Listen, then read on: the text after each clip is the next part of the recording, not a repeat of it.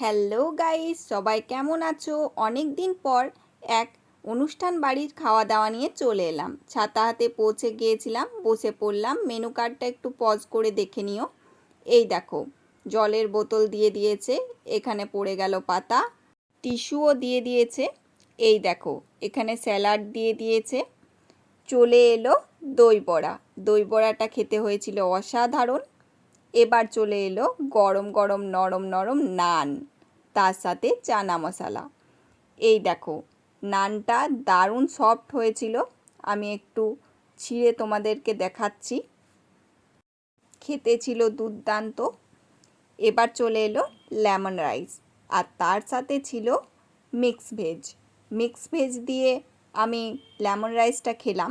এবার চলে এলো বড় সাইজের একটা পাবদা, সর্ষে পাবদা। সর্ষে পাবদাটাও খেতে ছিল খুব সুন্দর, আর মাছটাও ছিল বেশ ফ্রেশ। এই দেখো, তোমাদেরকে দেখাচ্ছি, দারুণ টেস্ট ছিল। এবার আর একটু লেমন রাইস নিয়ে নিলাম, এবং তার সাথে চলে এলো আমাদের সোস টপার, লাল লাল ঝাল ঝাল মাটন। মাটনের গ্রেভিটা দেখেছো? দারুণ টেস্টি হয়েছিল, এবং মাটনটাও ছিল দুর্দান্ত। খুব সুন্দর টেস্ট হয়েছিল মাটনের, তার সাথে খুব সুন্দরভাবে সুসেদ্ধও হয়েছিল মাটনটা। এই দেখো, তোমাদেরকে দেখিয়ে দিচ্ছি, দারুণ লেগেছিল।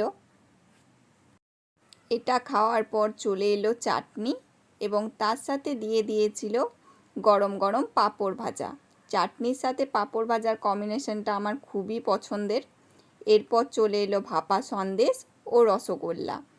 মিষ্টিটা খেয়ে শেষ পাতে এবারে আইসক্রিম আর পাস হাতে বাড়ি চলে এলাম। এই দেখো, কেমন লাগলো আজকের ব্লগটা অবশ্যই জানিও। টাটা।